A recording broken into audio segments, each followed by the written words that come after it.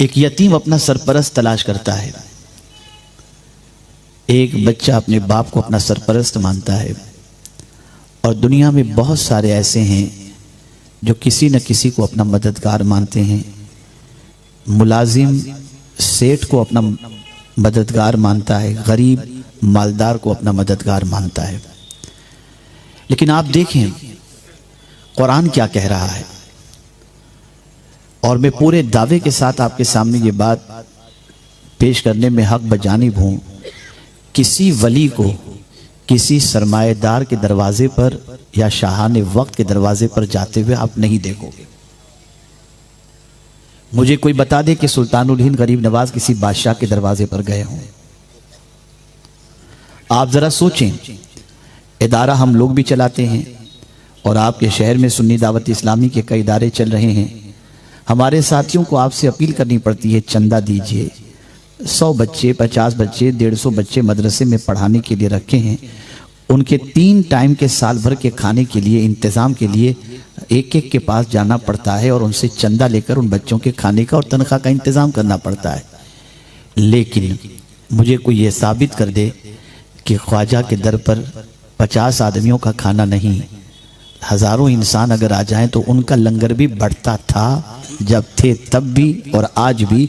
मुझे कोई बता दे कि ख्वाजा किसी के पास चंदा लेने के लिए गए हो। फिर चलता कैसे था?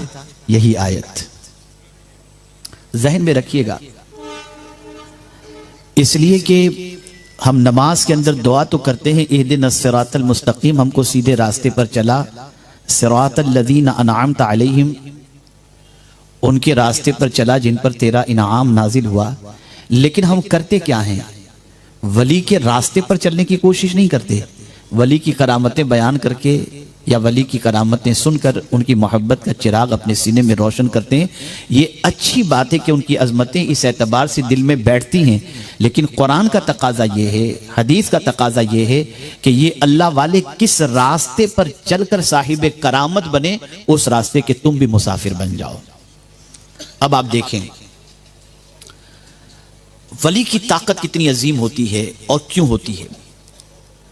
कुरान कहता है, इन्ना वलियल्लाहु अल्लज़ी नज़्ज़लल किताब, बेशक मेरा वाली अल्लाह है। ये हुजूर सल्लल्लाहु अलैहि वसल्लम से रब ने फरमाया कि आप फरमाएं, तो आका करीम सल्लल्लाहु अलैहि वसल्लम फरमाते हैं, बेशक मेरा वाली अल्लाह है और उसने किताब मुझ पर उतारी। वहुवा यतवल्ला सालिहीन, और वो नेकोकार का मददगार है। अगर कोई सालेह बन जाए, मुफस्सिरीन फरमाते हैं, अगर कोई नेक बन जाए और अपनी जिंदगी का रिश्ता गुनाहों से तोड़ दे, तो अल्लाह उस नेकी करने वाले को तन्हा नहीं छोड़ता, बल्कि उस नेकी करने वाले की मदद फरमाता है, उसकी सरपरस्ती फरमाता है।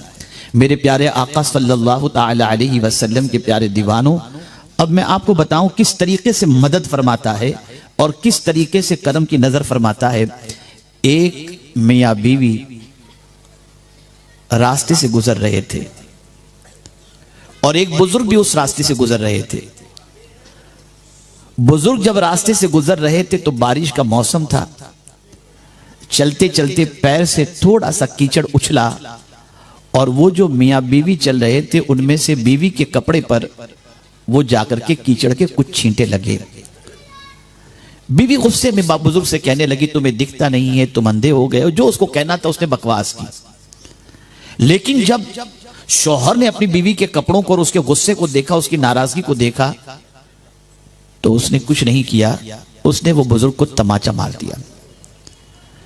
वो एक आम इंसान समझ रहा था, वो थे अल्लाह वाले। वो बुजुर्ग तमाचा बर्दाश्त करके चले गए, मियां बीवी भी चले गए। जब दोनों अपने घर पर पहुंचे तो फर्स्ट फ्लोर पर जब सीढ़ी चढ़ रहे थे तो शौहर का पैर फिसला और वो वहां से गिरा और नीचे गिरने के बाद उसकी डेथ वाक़ई हो गई, मौत वाक़ई हो गई। फौरन बीवी को क्लिक हुई, हो न हो ये अल्लाह वाले की बद्दुआ है, ये बुजुर्ग की बद्दुआ है।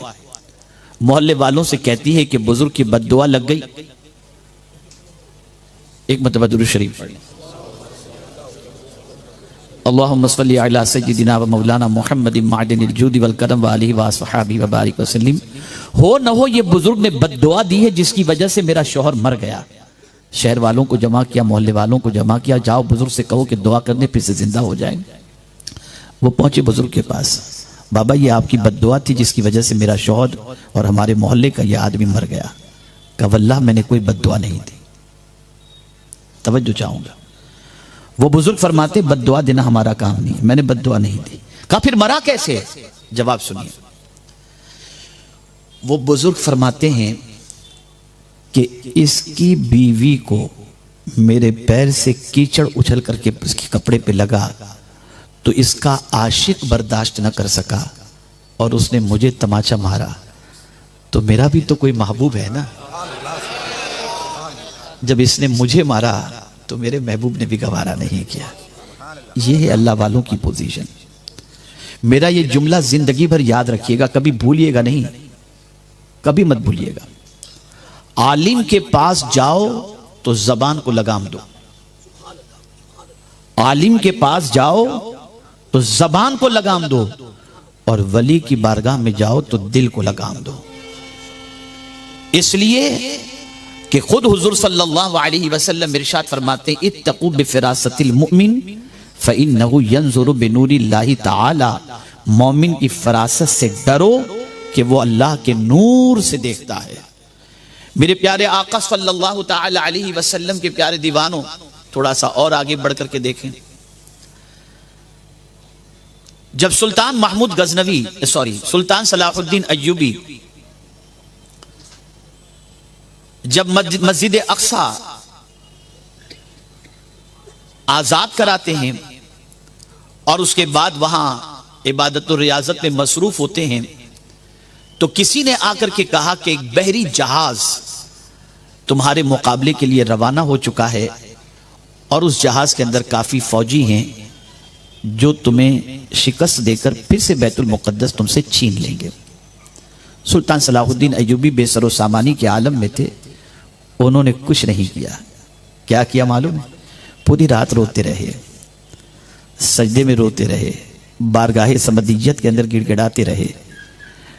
इतना रोए, इतनी बंदगी की जिसकी कोई इंतहा नहीं। रो रो कर अल्लाह की बारगाह में दुआएं करते रहे।